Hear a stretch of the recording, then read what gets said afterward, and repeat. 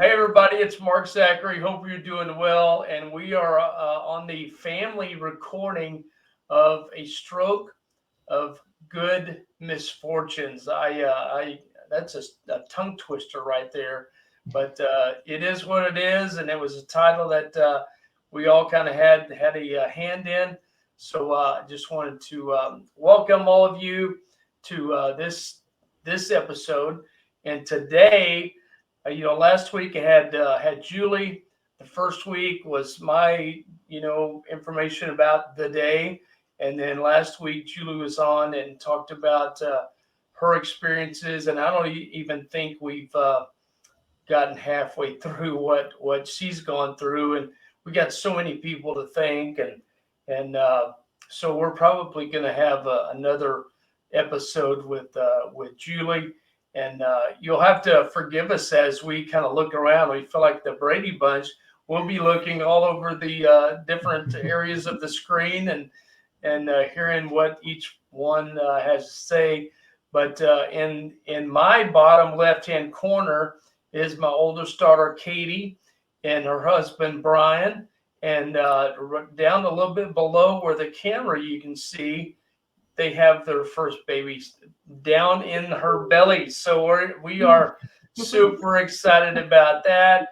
And we'll get her to introduce that baby Jelly boy. bean. And Jelly bean. what? Jelly Jelly. bean for now.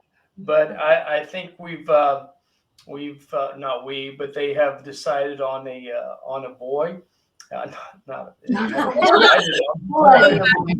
decided on the name of their boy. So I think God Himself decided on a boy for Bryan and Katie for all the sports that they're involved in. So, and then in the upper right hand corner is my youngest daughter, Emilie, and her husband Nate, and they live in I don't know if it's Walter or Cypress, but because It's Wally. see, I even got that wrong. But they had such a important part of my recovery, and still a huge part. Nate's family, Bryan's family, they have had so much to do with helping us in a variety of ways. And I just got a card the other day from Nate's parents, and we get to see them this weekend. So we're looking forward to that. We get to see Bryan's fairly often, being so close, and so it's always a lot of fun.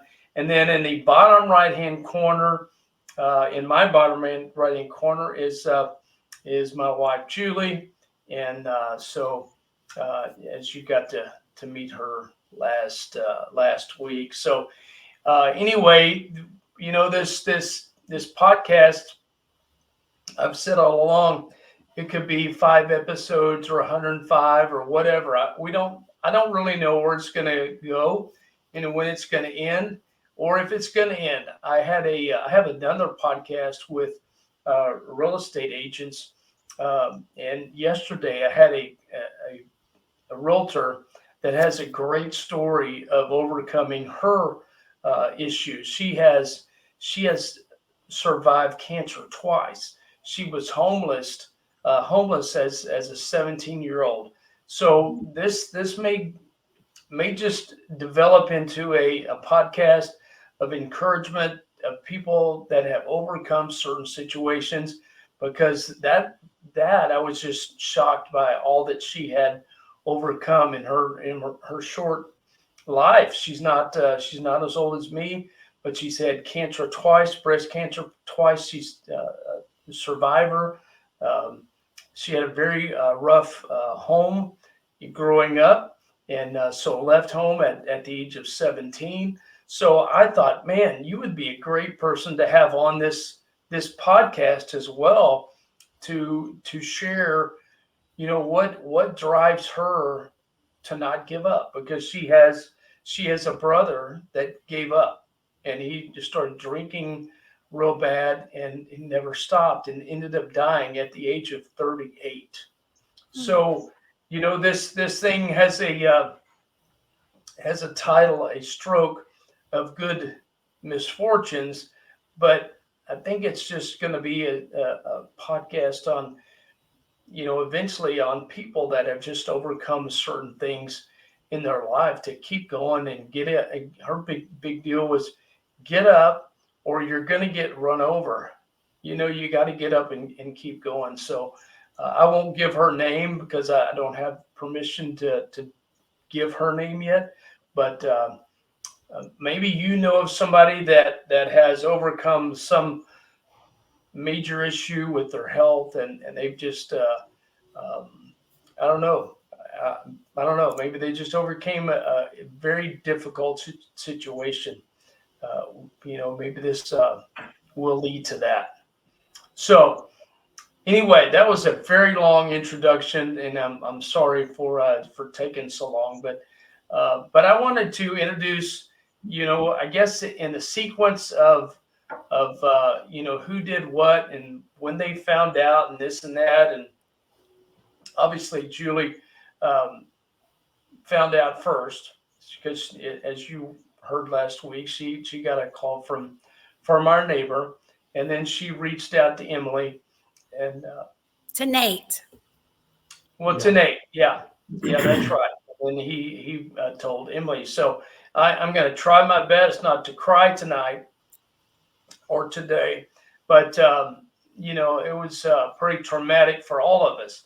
And man, if I hadn't had Nate be a rule breaker and get Emilie back to where she needed to be, who is a rule follower, they're a great team. She's a rule follower, and she was, well, I guess we can't go back there. And they was like, nope, we're going. And so I appreciate They Nate could doing probably tell whatever. it better. They could probably tell it better than I did last week. Yeah, so I'm gonna get you guys to tell what happened once you got the phone call and the different things that you did to get her to that the ER waiting room, not the waiting room. You were out in the parking lot with me when I got off the ER or out of the ambulance. Emilie was the first person I saw as I came out. I remember her down to the bottom right hand by my right hand, my right foot, and I remember her there. So Nate, kind of walk us through, Emilie. Y'all tag team your story on what happened once you got the word, and then I'm going to brag on you a little bit about what you did during those 4 to 6 weeks. And they got we all got thrown a pretty good curveball. So I want to address that as well. So Nate, you get the call. Mark or Dad's on his way to the hospital. Get Emilie there. Yeah. Well, the first thing I thought when I heard Dad's on the way to the hospital, I'm thinking, oh, Julie's talking about her dad. And so Grandpa was in the hospital at the time for another issue. And that was in Austin. So I was thinking, I was just really confused. Like, why would we be going there now? And, are we even going to make it in time? Why would they be coming to So Houston? I had actually hung up confused and then tried to explain that to Emilie, and she was confused.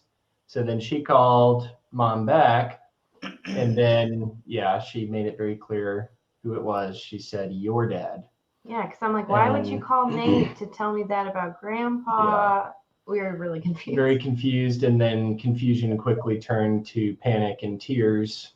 Mm-hmm. So we didn't waste a minute. We grabbed our shoes, we didn't grab much but the shoes, and then ran out the door and got in the car, and Em was kind of shocked, seemed in shock, and I was just thinking, man, okay, I need to get over there. So I quickly punched the hospital in to the Google Maps and then took off. And you guys were about 5 minutes from there, 5 right? minutes away. Yeah. I mean, I mean, if Texas wasn't flat, I mean, we'd probably see it from where we live. But I mean, I was pushing 90, 95 there a couple times. Oh my gosh.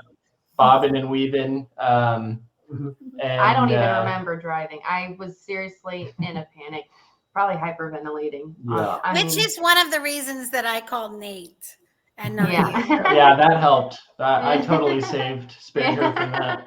But anyway, yeah.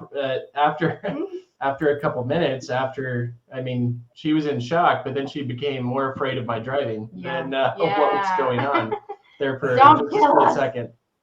But we got there very quickly. We actually beat the ambulance, and so we went inside, asked about Mark, and well, do you want to tell it from here? I just remember they said he's not here yet. The ambulance isn't here, but even if they were, you wouldn't be allowed in. And so then I just see Nate on, he's looking out and he sees the Cypress ambulance. And so he instantly just walks, like he's just walking towards the ambulance, and I'm following him. Well, we had asked them too. We said, can we go and wait in the back where they're going to load him? And Okay. she said, no, you can't go back there. Thank you, so Nate, for breaking And the he's rules. like, we walked going outside and I saw the opening where the ambulance come in, and we heard one coming in. So I said, come on, let's go back here. And was saying, no, we shouldn't. We should just wait inside. They told us not to go back there. And I was in the opening looking through at the ambulance pulling up. And I said, I think this is him. I think they're bringing him out. And she said, Nate, get over here. And I said, well, maybe you can just wave at him from here if you don't want to walk back there. So she. But right when we peeked through the woman, which we still have to find her. It'd be really cool to have her on. We do have to Yes. yes. She saw me and she said, are you your daughter? And immediately called me over. And as they're, bringing Dad, he's just getting out of the ambulance. And I just remember I was saying, Dad, Dad, Dad, and you could not hear me. And I'm sure you were in shock and you were like, what's going on? But I was worried that you couldn't hear because I was yelling, Dad, Dad, like over and over. And I remember, yeah, and I thought maybe it's the ambulance, but the ambulance wasn't making noise. I just assumed either you couldn't hear or you're just an absolute shock. I had no idea. But then you're being, dropped down. You were looking to your left and I'm on your right. And then I couldn't get your attention. So I had my mask on because it was all COVID stuff. But they were about to pull you in. So I just kissed your arm. And then right when I did that, you turned and you couldn't even feel that side. That's what was so crazy was I was calling you, and you couldn't even feel your right side. But as soon as I kissed your arm before they wheeled you in, you looked over and I saw you. I wonder if that is a part of having a stroke, that do people lose their hearing? I don't know. I need to do some research on that, but I don't know. I mean, my perception was just that you were out of it. You were in shock, and I mean, your body was just going in a frenzy. Yeah. Well, Emily, you also said that, I explained in the first episode that I couldn't walk to my phone. I had to pull myself across the floor. But you said that several times I was able to move my leg in the ER for a short period of time. Is that right? Yeah. I remember being in there and the nurse had come in, left for a little bit. And I remember you being able to move your right leg a little bit. I remember you lifted it up. Like it wasn't a little bit, you lifted up your right leg. Huh. Because I remember they were checking your right side and you weren't able to move anything. And then when she came back in, I said, his leg was up. Like you did it, I want to say 1, 2, like twice. Well, I was exercising. Yeah. Trying to get a head start on recovery. Like you knew you were going to make it through. That's right. That's right. Yeah, but and so Emily, you stayed in there, so because they only would let one person back, and did you have to stay out in the ER waiting room? Is that where you were? I was just sitting out there, updated my family and talked to a couple people while I Shepherds were waited out there. spreading the word. Well, we had a couple of loans going, so you may have been working on loans at that time. I'm not even sure. No, definitely not. No. So, He was working pretty quickly, though. yeah. So, I almost- Emily, you were back with me for how long before Mom got there? I'd say 3-ish hours. But remember, I almost wasn't even able to go back there because I was in such a shock that my temperature was 99.6 or something. Oh, yeah. And they were like, and it was, COVID. So I said, please try it one more time. And I just took some deep breaths. And I think it was still I think it was 99.0 and they said, we'll take it. But I almost wasn't able to go in. But I think it was 2 to 3 hours. I really don't know. It could have been, it was such a blur, but I want to say it was 2 to 3 hours.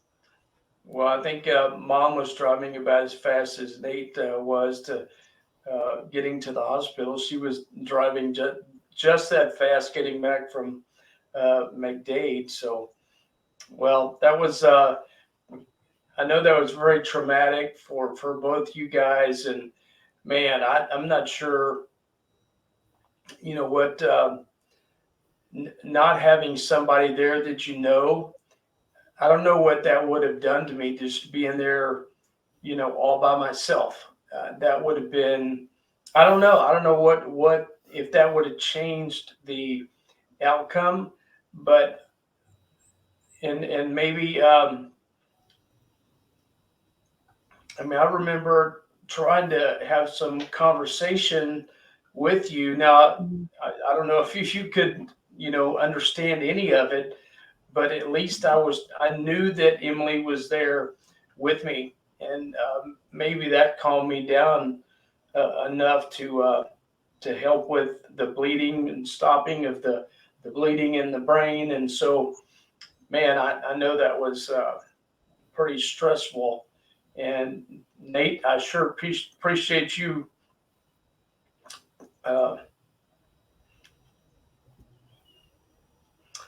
getting her there. Okay, no more crying. So thank you for staying with me. Now, Katie was out playing, right? Katie and Bryan were playing on a cruise, and so they were having a great time. And the internet is a great way to communicate. Social media is a great way to communicate, but you start to freak out when there's an emergency. And you're like, oh my gosh, I've got to let so and so know before they find it out on the social media or on, whatever, Facebook, Twitter. It just, there's so many different channels that people start firing off information. And thank God they did, number one, for the prayers, because, the doctor pinpointed, when my kidneys started shutting down. And I believe to this day that it started, it came back online, I guess, for lack of a better phrase, as the word started getting out that I was in trouble. And but on the flip side of that, a lot of people find out before Katie finds out. So Katie, kind of take it from there as to how you found out, where you were when you found out. And I'm so sorry I screwed up the last 2 days of your cruise, but I'm so glad that it was near the end because of all of you guys just kind of living together for 6 weeks after this happened. Yeah, well, we were on a cruise with the Roper side of the family, and we didn't have an internet plan when we were on the cruise, but his mom did, and so but I was periodically getting occasional Facebook Messenger things, never any text messages, but I'd get some Facebook, purely on Facebook Messenger, I think, and it was, I think this was probably the day after. I think this was Sunday, right? And so Sunday, I think, is when I got it was late. It was in the evening time, I think. Yeah. And Bryan and I were on the cruise with the family, and I got 2 separate messages, one from a friend from high school and then one from an uncle. Wait, Katie. So you didn't feel like the Star Wars episode where you felt something had happened No in a movement faraway place? for me on the cruise. No. Y'all have to be brother and sister for that to work.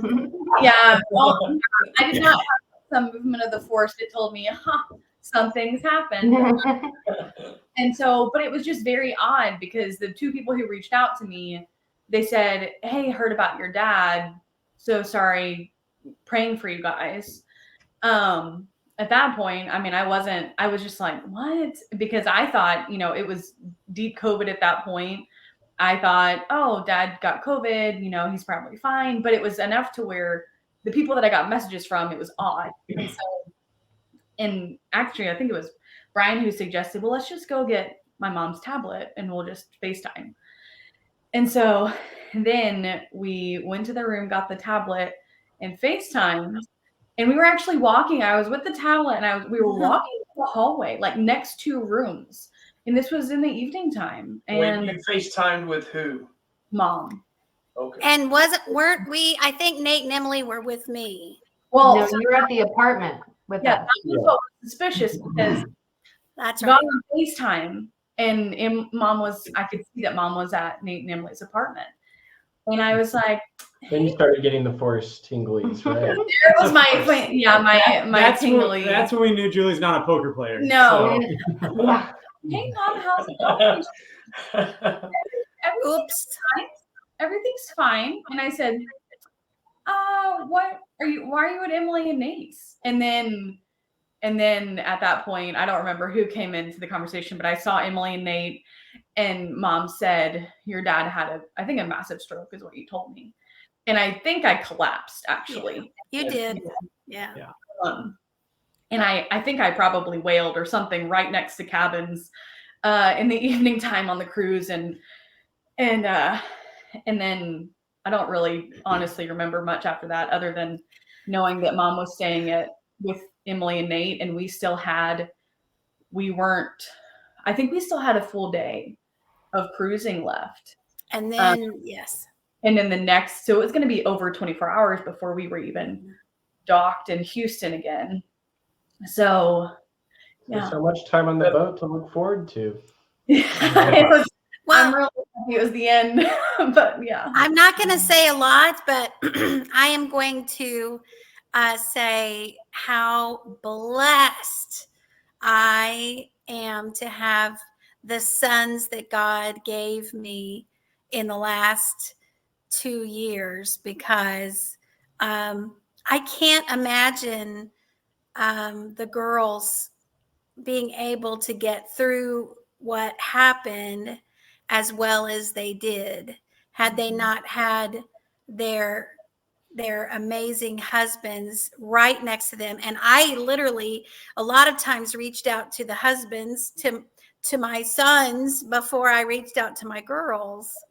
And I remember Emmy's voice when she heard, no, Emmy, it's your dad. And I remember her voice. And Nate, did you get the phone from her? It seems like at that point, I think you may have taken the phone from her. I can't remember. And then, I mean, once she was crying, I Right. probably told you we were leaving. So right. And then Katie, when she went down, Bryan was right there. And anyway, we are so blessed with these guys. So Yeah, I'm going to tell in a few minutes what each of them did and has continued to do since the stroke, and so Katie, that had to be and Bryan, that had to be the longest 24 hours and the longest, what do you call it, debarking or disembark or whatever. That had to be the longest time frame ever.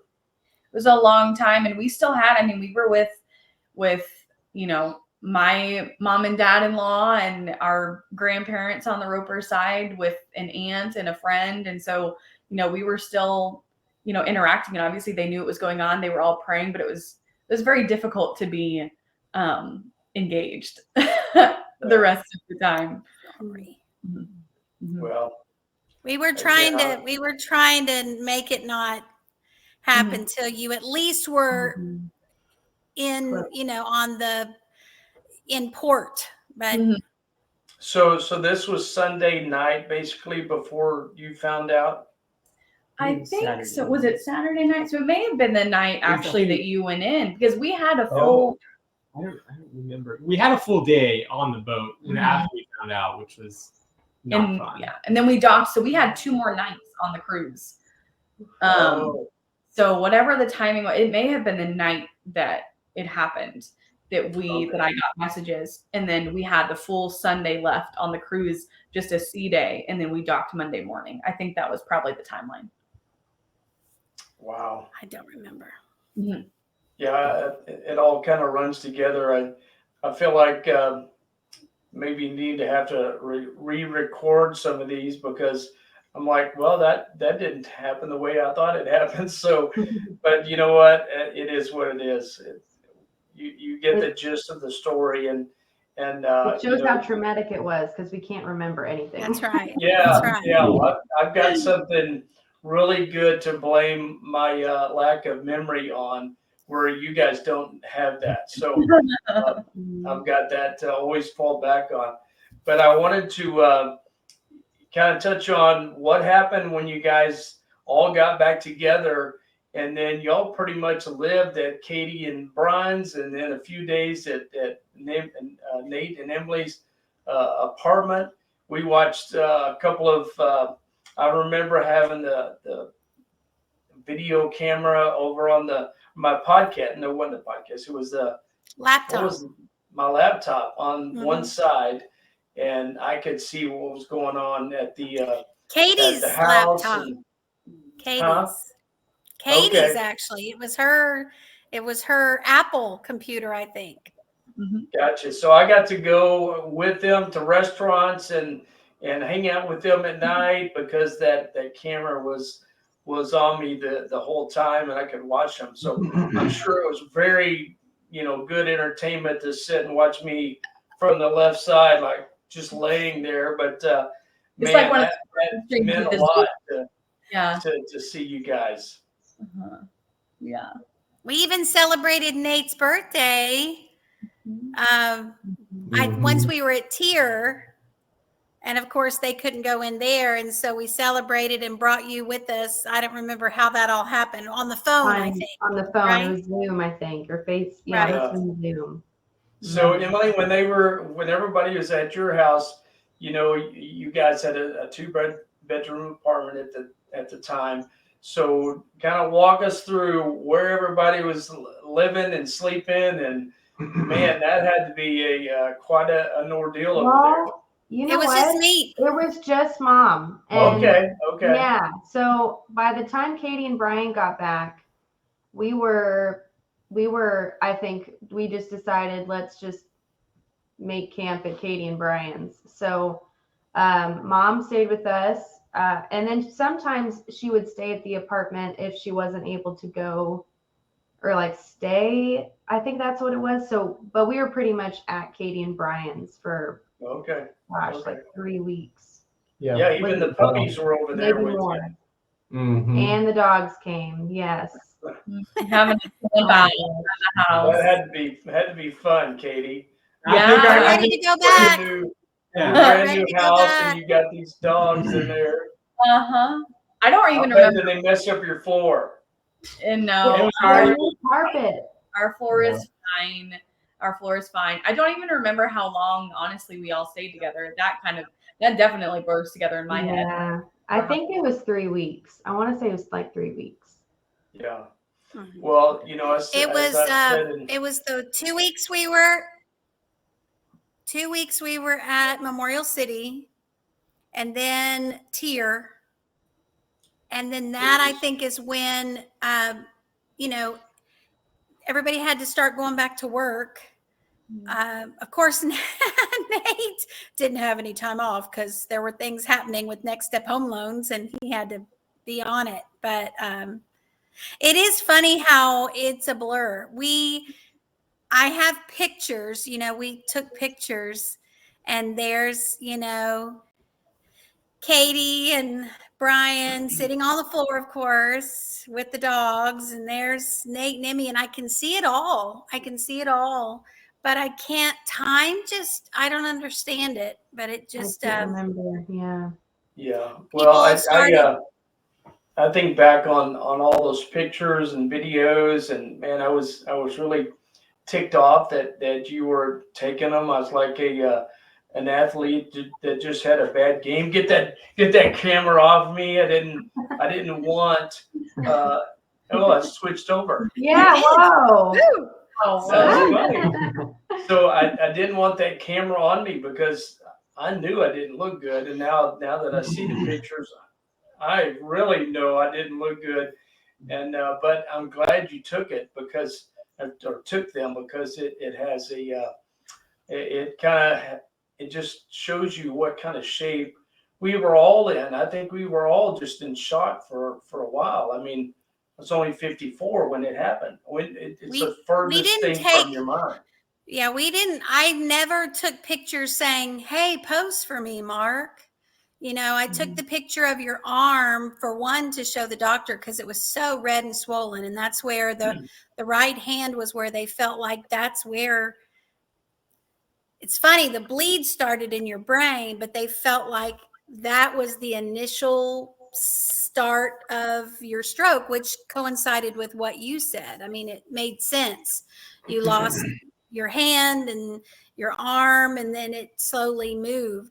But I knew you. I know you. So I never, was taking pictures. It was always to the side or when you were totally focused on something else. But Yeah. the girls were really great about things, and because they always have been. And I just remember the feelings through those photographs of us all together with you on the screen. We'll be able to show Katie. Do you guys want to let the world know what the name of this beautiful baby is now or later? We're gonna call him Jelly Bean for now on Okay. On Well, national television. Yeah, we'll be able to tell and show Jelly Bean what Poppy or Granddad looked like when he had the stroke, because I intend on being able to chase him around the soccer field, and he won't have any idea what went on with Granddad, in the coming years. So at least these pictures will good allow him to look back, and Emily and Nate, when you have kids, they'll be able to look back and see these pictures like, wow, that's Granddad. Yeah, it was Granddad. So I want to shift into what happened after I was in the hospital a little bit, and because there's such a good story about Katie in regards to what she was doing. There's a picture of her, and it's from was it the 6th floor that I was on at the hospital? 6th floor, and somebody shot a picture down, and she was, leaned up against a parking garage. So, Katie, tell us about that your Jericho story there at the hospital. I think every day you would do that, right? Yeah, well, it was wonderful timing. I had started working with a surgery group in the medical center. At that point, my hospital was 10 minutes away from you. Crazy. And so it was amazing. And so I wasn't obviously allowed to come into the hospital, but I was like, well, I'm just going to walk around your hospital and pray. And so I was like, I'm going to do like Jericho. So I did. I think I passed the same people, at the front, and they're probably watching me like, what is this girl doing? But I first realized I was circling the wrong building. I think I did that for a day. I circled the wrong building. You saved someone else. Found your That's real right. Yeah, it's the thought and the prayer that counts. But then when you moved, I guess it wasn't Tier yet. I'm not sure. No, it was Memorial City. Memorial City. Mhm. And so, but I couldn't make a full circle because they had the ambulance bay, like, blocked, but I would walk back to where the ambulance came, which is where I could see your window. And then I would turn back around. Well, eventually it was after several days, I think, of doing it. Somebody was like, man, you can't like be walking back here. Like, the ambulances come back here. And I was like, my dad is in there. And I'm just circling the building. I'm just praying. And they said, sorry, you can't be back here. So then I think paced around and I think Bryan came with me a couple of times, but Yeah. Yeah. Well, Katie's another rule follower.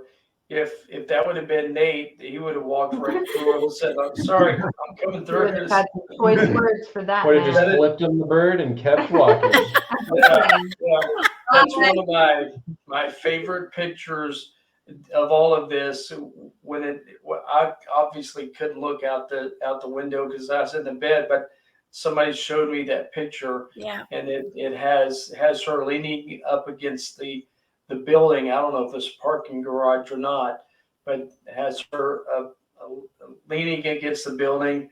Her hands are raised. And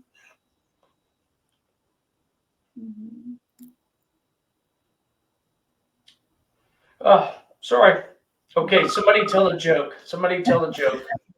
Well, just so you know, while Katie and Bryan, when Katie was doing that, thank God. Well, her schedule was still a little crazy because she was working in a hospital setting.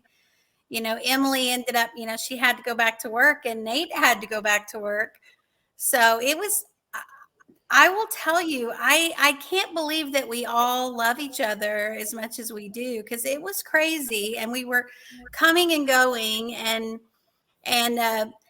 Emilie all of a sudden just said, Mom, I've got the communication. Don't worry about it. And she did. She just started, people were calling and everything. And so she put on social media, hey, Mom's got to focus. Emilie, you started getting phone calls right away. And Katie too. Yeah, it's amazing how everybody just kind of, just realized their part and started taking off and doing it. Emilie doing that. I saw a text a year later when we were training or trading out of our CRM that we had been using. I saw a text from Katie that had gone out, hey, to all the realtors, and I didn't even know you did that, but all the realtors got a text, hey, my dad has had a massive stroke, and blah blah blah, whatever you said, and you'll keep them updated. And then I would get notifications. I didn't get notification, but I was able to see people that responded and was praying for me then. So I mean, that's something that I wouldn't even thought, hey, Katie, or Nate, send out a note to everybody in my CRM. That just wasn't something I even thought about. You actually told me to do that. Oh, I did. You did. Well, there you go. A week after we got back from the cruise, and you told me pull up as much as I could understand every, several words. You had me write a message to your people to send out. Well, I wish we would have pulled up that message that I left for you about Scout needing to go to the vet as well, because I sure thought I was communicating a lot better than I really was. And I think about the time of that message, and that was a week or 10 days at least into the stroke. And I just thought I was communicating better. I knew when I said something, it didn't sound right, so I'd repeat it, thinking, all right, I can do this better. But anyway, we'll have to play that recording one of these days. But that kind of leads into, and man, we're already on 40 minutes. Can you believe it? That's just too bad. So if you need to stop the recording, come back and listen to the rest of it, you go ahead and do that. But from that point leading into the next kind of phase of you sending out that message, we had another curveball thrown our way. Me and Nate, because Nate was my loan partner and was in charge of the backlog of getting people closed. And we had definitely, we were hitting our stride, weren't we, Nate? Doing pretty well. Yeah, we were actually almost at 5 loans a month there for a little Yeah, bit. we were starting to increase and doing very well. And then all of a sudden, the governor of Texas decides to say, hey, well, now I need Nate. And so Nate, as he's trying to get all these deals to closing because they still had to close, Nate gets called to where, Nate? Well, what happens to you during all this time? Probably 3 weeks after the stroke and him, manning the ship for 3 weeks by himself. Now what happens, Nate? Operation Lone Star was put into effect. So all guardsmen had to report to the border. Most of them, anyway, most of the Texas state guys. So I was one of them that had to go down in the first initial wave. So we went down there, set up shop, and put in a reclama to be let go, but they denied it. But I don't think they were really reviewing reasons at that time. They just wanted people, so they pulled us all anyway. And then 3 months in, they let me go because of the family stuff. But they so Nate was able to man the ship of getting these loans to closing, and then he gets called to the border because he's in the Texas National Guard, and then he finally gets out. Sometime in December. Because Emilie, what were It you? was January. End of January. Emilie, what were you saying? I was just saying they originally were telling him it could be up to a year.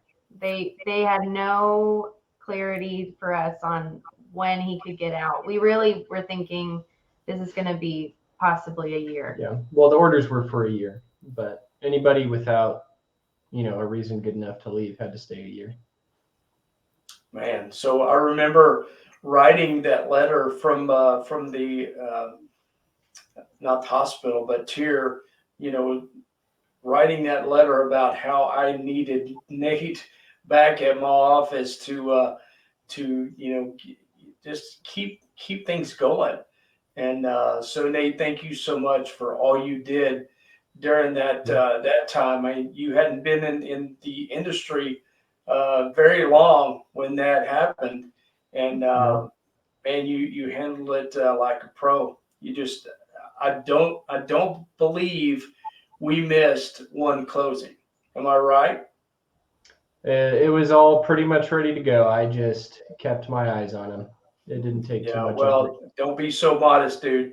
I think you made probably 5 or 6 people close on time because you did keep your eye on it. You did a great job of steering that ship to its port. So thank you for doing that.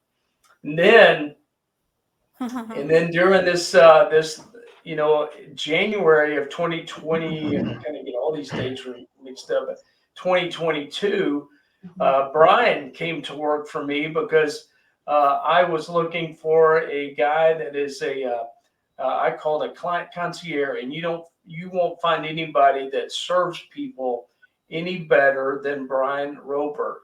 And man, what a fantastic guy he is. And so Bryan came to work for me in January because Nate was still gone. I needed some help. We weren't sure when Nate was going to be back. And he actually got back in late January, if I remember right. Is that what you said? It was. Yeah, it was January at some point. I didn't start working again until probably close to March. Okay. Yeah. So at one point, I had both of my sons working with me. And, Nate was in charge of the backlog, making sure files got pushed through and got closed on time and made sure the processing was being handled correctly, and people are happy along the way. And Nate, we still have nothing but fives on score. So thank you for your role in that.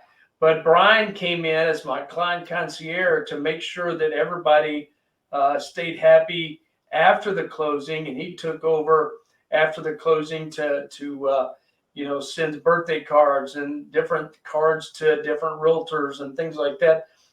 And one of the biggest things he had to do for me, and I'm not sure he even realized that was going to be part of his role, was my chauffeur back and forth to rehab while I was in tier in the Woodlands. Outpatient. Mm-hmm. Yeah, outpatient. So we had to go, was it 4 days a week, 3 days a week? I can't remember, but poor Bryan would help me down the stairs 4 to 5 weeks, 4 to 5 days. Is that what you're saying, Jim? Yeah. As you progressed, it got. Yeah. But it was, and I, at that point, my catastrophic leave, I was having to really play with it because I was on FMLA, but intermittent, and Klein was so great. But I'd been with you, 2 weeks in the hospital, 4 weeks at tier, which we skipped over tier because we'll go back to that with our amazing people there. But when we got out of tier and after the holidays, they wanted you in outpatient rehab, and they either wanted you in the Woodlands or Katy because tier was there. And it was like, and God's timing again was perfect. With opportunities for Bryan to be able to step in as well. And yeah. So he drove me every day that I had to go. They would be 3 hours sessions, because I do PT, OT, and speech all in one day. And neuropsychology on certain days. Yeah, until I placed out of that. But Bryan, I can't thank you enough for what you did for me as well. Just getting me to my appointments, and it's like Julie said, her time had really come up, and she had no more time left to take off, and so they were going to start docking her pay if she missed any more time. And thank God for Klein ISD. They were so helpful to us. But there's a point where you got to show up to work, or we can't pay you. And so Bryan stepped in and was my chauffeur. And Bryan, that had to be just a kind of boring position to make sure that we got to our training and our rehab and all that. No, I mean, hey, the thing that gets overlooked often is there's a little guilt back in the back of my mind, thinking I probably played some small or large part in this stroke after marrying the oldest 3 months after your youngest got married. I don't know if this was just getting on level grounds with you again or what. I think you do the short straw, because anybody who's ever ridden with me recognizes we're on 5 under and we're staying 20 feet behind the car coming in. You're late a few times too, so you could have gotten more therapy if it was with someone else. But yeah, that is so funny. There's a couple of reasons that I could have had a stroke with you, because you drive so dang slow, number one, and you married my oldest daughter within 90 days of my youngest daughter getting married. Funny story. Emilie and Nate get married on the 28th, right? 29th. And so Bryan shows up to our house, early January, and the 9th, January 9th. I think it was 9 days after the wedding. I think it was like the 6th or 7th. Yeah. Yeah. So anyway, Bryan 9 days.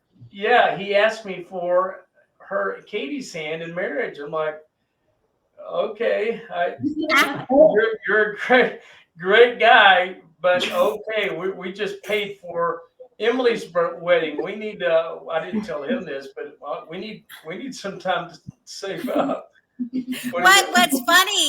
What's funny is that he was so sweet. I know he wouldn't say this, but Katie probably would. He would not even talk about it, even though we knew it was coming, until after Nate and Emilie had their day. Yeah. And then the day that I was at work, and the day he texted both of us, and he said, "Hey, I just wanted to drop by and say hello." And the first thing you texted was, "Nope." Nope.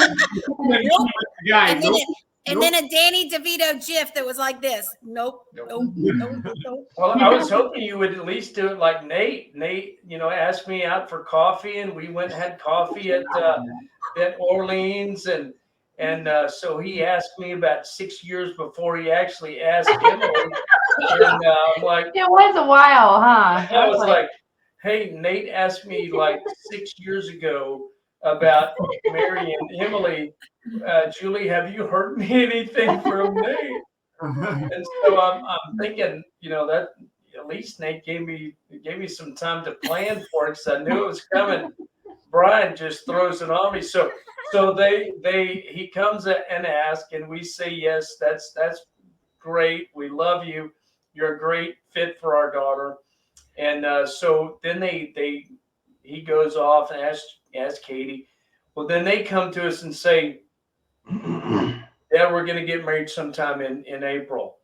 I'm like, wait a minute. We just married off Emilie. We need time to save some money. Can you give me a little bit more time?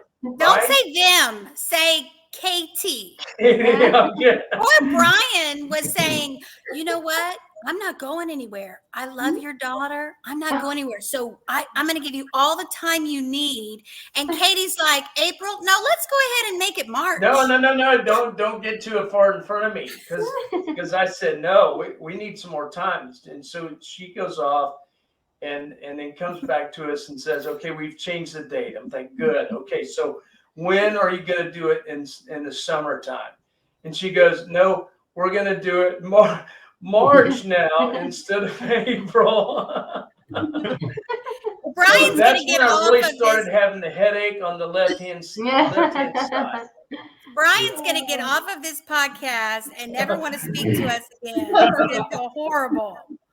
You know what? I wish my boys would have come along a lot earlier, because you would have gotten a better take of me. And but we'll catch up with everything we can. I'm never going to go running with you, Bryan, but I may chase your boy around the soccer field. But so anyway, they got married in March 28th. Exactly 89 days, basically, from Emilie and Nate's, and so Bryan was my chauffeur during that time, and then he took one of the biggest risk of his life. Do you remember that, Bryan? I think so. Is it when you asked me, hey, let's flip? Yes. I finally said, Bryan, will you let me drive you home this time? And I don't think anybody had necessarily cleared anything. Nope. And to this day, I still watch that video of you shooting us in the car while you're having a selfie right here, and you're saying you're driving, and then you go, oh, no, I'm not. And you turn the camera on to me. And so you were the first one that I had that would let me drive, and I don't know if I would be. Did he have a choice? Today. Well, no, he didn't, because he worked. So I had to say yes. So anyway, thanks for letting me do that. That was a short drive, but it was from the office to the house, and so I appreciate you.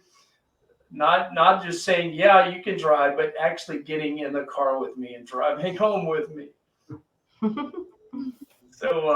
So then you guys let me in within a couple of months, let me drive you all the way to Ruidoso. I think the first day that I drove again was April 28th. And then we went to Ruidoso as a family in June. And man, I think back about that drive, and I can't believe y'all let me drive up the mountain uh, with everybody in the car. Y'all should have been driving that way that time. Oh my gosh. So Oh. I Yeah, but probably won't it's do a little that. difficult to tell you, you No. know, just a little difficult. But I But tell it you was what, fun. this last, it's almost been 15 months now. It's been pretty crazy, and you know, it's something that you never expect to have to go through. And I hope you never have to go through this personally, because it's not fun. You guys have seen the good and the bad. You've probably seen a lot more good than the bad. Julie has seen probably more bad than anybody, because you do have, you know, some pretty rough days, because you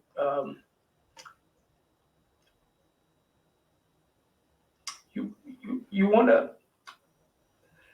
to do things you used to do.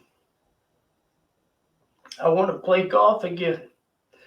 I want to be able to throw the baseball with Jelly Bean and whoever is coming with Emily. I want to be able to coach softball or baseball, or after Bryan teaches me soccer, I'll try to coach soccer. Um, and so I want to do all those things again, and I really firmly believe I will, because after a certain point, I didn't think I was going to die. I try to think back, but did I ever think I was going to not make it? And I think the only time I thought I was not going to make it was when the EMS guy turned and walked away from the door. And after I knew I was at the hospital, even though they told Emily, hey, I don't think he was going to make it, which I didn't find out for a year later. But that never crossed my mind after I got to the hospital. I thought, okay, I'm here. They're going to fix me. Katie is in the medical field, and they all know what they're doing, because Katie knows what she's doing, and she's only been doing this a couple years, 3 years at the time, whatever that time frame. And it never dawned on me that I was not going to make it. And so I think that is such a big part of my recovery, is trying to stay as positive as humanly possible. But obviously that is not the case 24 hours a day, 7 days a week. Julie, you can raise your hand and say amen if you want. You're not going to hurt my feelings. It's just what it is.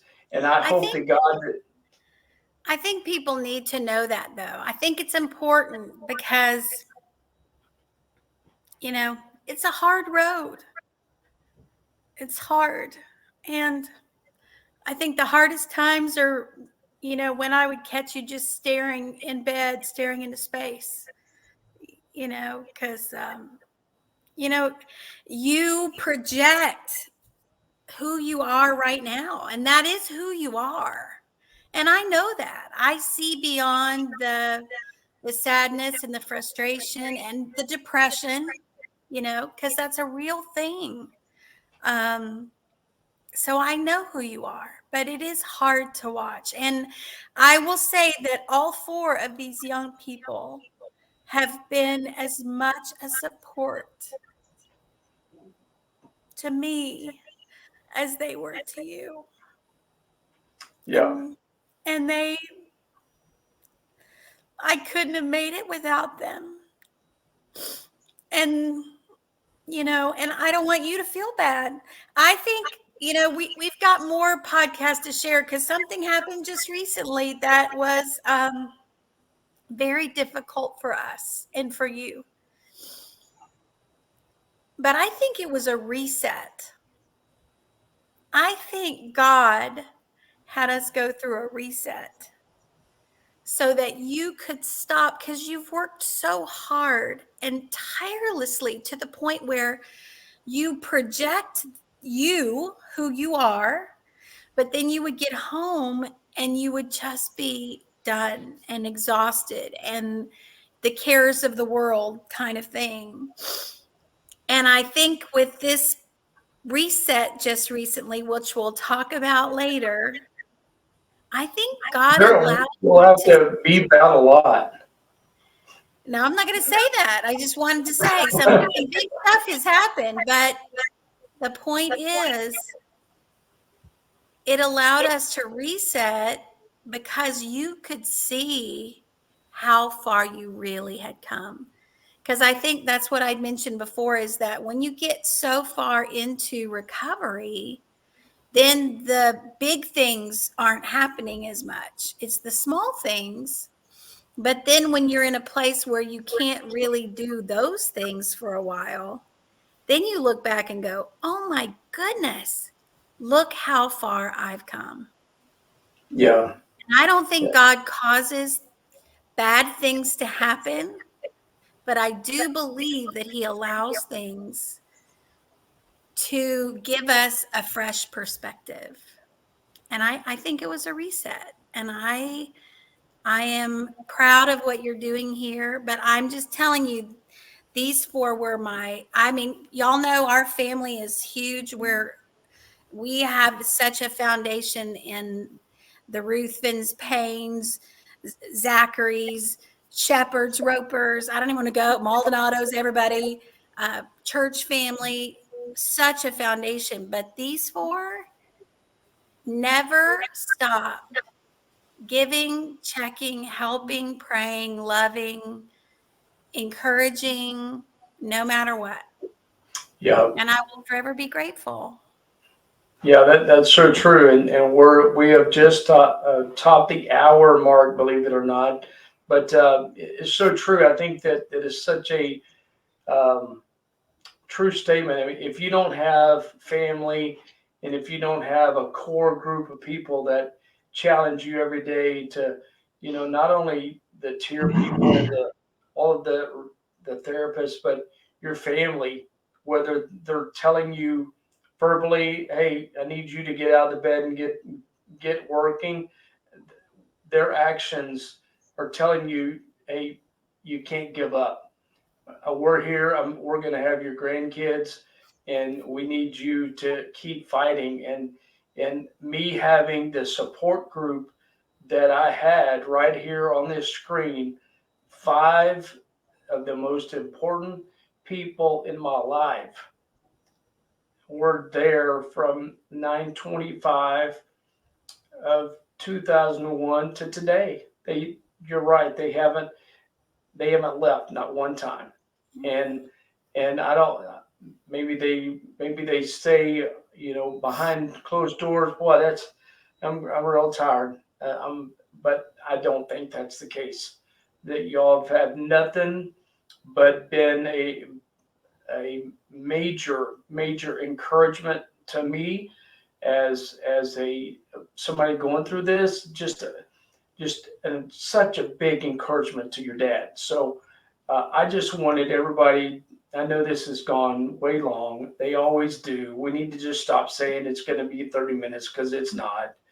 But I don't know if I would have made it if I didn't have you 5 pushing me to get up out of that bed, because I have stared into the ceiling many times thinking, is this going to be the rest of my life? And I just don't, I'm not buying that it is. And I just wanted to thank you guys on this podcast for everything you did and continue to do for us, because it's not just me going through it. It's all of you. And you're encouraging Emilie, you're encouraging your sister, and Nate, you're encouraging Julie, and Bryan, you're encouraging. Everybody's encouraging one another by what we do as a family. Every few weeks we get together, and we're trying to get this game night thing going, and it's just man, I just would hate to go through life and through anything close to this without family. So thank all of you guys for everything you have done to help me and us and all of your families. I mean, I know that the families have done things that they wouldn't even tell us that they did. I know that for a fact. And all we can say is thanks, Yeah. because the medical bills is getting all of our money right now. So that's all we can do is say thanks, and we can't thank you enough for everything that you guys did personally, and the families, what your families have done. All right, it's 1:05. You guys have any final thoughts before we sign off of this third episode of A Stroke of Good Misfortunes? Looking Excited forward to to see where it more goes. going. That's right. Exactly. Yeah. Mhm. Excited to see where Katie, it goes. go ahead. Katie, go ahead. I didn't catch that. I think Emily and I said the same thing. Looking forward to seeing where this podcast goes. Love it. Love hearing the stories. It's great. Thank you. Emmy, was that what you said as well? We're the same person. I said Yeah. the same thing. Yes, you are. We are the No, same. no, you're not. In You may thoughts. say the same thing, but you're not the same person. I know that. You're a wonderful, wonderful art teacher. Katie's a wonderful PA, and Nate's in the mortgage industry, and we need you to get out as soon as possible so you don't have a stroke like I did. No, I'm kidding. Nate is a great operations guy, so just great operations, staying in control of different things. And Bryan is a incredible helper, just of anybody that needs a shoulder to cry on or an ear to listen to all of the issues that somebody may be going through. Man, what a great great guy. And of course, everybody. Katie, bless his heart. Katie married a counselor, and he's become a counselor for all of us. What can we say? Yeah, and we're not paying him a dime either. We don't charge. He doesn't charge us therapy. He doesn't charge for therapy. Yeah, and of course everybody knows Julie and all she's done. It's I can't thank you enough. The boys, do y'all have anything to say before he signs off? Since you're over an hour anyway. Yeah, what difference? The men. Nothing besides what the girls said. No, looking forward to it. I mean, your progress, your journey has been, encouraging to all of us, and so we appreciate you sharing it and letting us be a part. We recognize it takes a lot to be able to, or to be forced to kind of humble yourself to say I need help, and so we recognize that's not easy as well. So I think a huge shout out goes to you too for recognizing and being able to say, I can't do this, I need help, because that's not easy for a lot of people. That's good. Very sweet. Very sweet. And one All right, thing guys. for those of you that don't have families that are listening to this, because I know there are people out there that don't have what we have. You can find a beautiful family in a church, a beautiful community in church. And I know some people that don't have family like I have around them. Maybe they've moved away, but they have found that. People talk about online, and online church is not a bad thing. I'm not saying that, but finding community is important, and you can find that. And we'll help you if you're in the Houston area or the Round Rock or Austin area. So let us know. Yeah, it's funny, and God, it's just finding the hard point to cut this off. But the community that Julie's talking about with church. I grew up in a church called the World of Pentecost with Kenneth Phillips and Brother and Sister Phillips and Randy Phillips. And man, I grew up in that church from the time I was, I think, 3 until maybe 28 years of age. And more people from that community checked on me than anybody I know. I hadn't heard from them or talked to them in 10, 15 years, some of them, and they still reached out to me to check on me and my family to see, Mark, do you need anything? I know we haven't seen you in a long time, but we've always been family. We will always be family because we were a community at one time. And so it's so important that you find that community Yeah. that when you have an issue that you need to pull on their strength, you can do that. So Jeff and good- Kim good in point. Round Rock Life Church, Tim and Anna Steriker, you guys are amazing. We have people that helped us so much there. And of course, connections. We've already bragged. Pastor Johnny and Karen reached out to Emilie right away, and that crew started. And then some of our close ones at Hope City, which it's a huge, massive church, but still people were checking on us. And that is a beautiful way to find family if you need family. So right. All right, guys, we're going to wrap it up. Thank you very much for sticking with us and listening to the whole podcast. If you didn't, maybe you can come back later and listen to it in stages.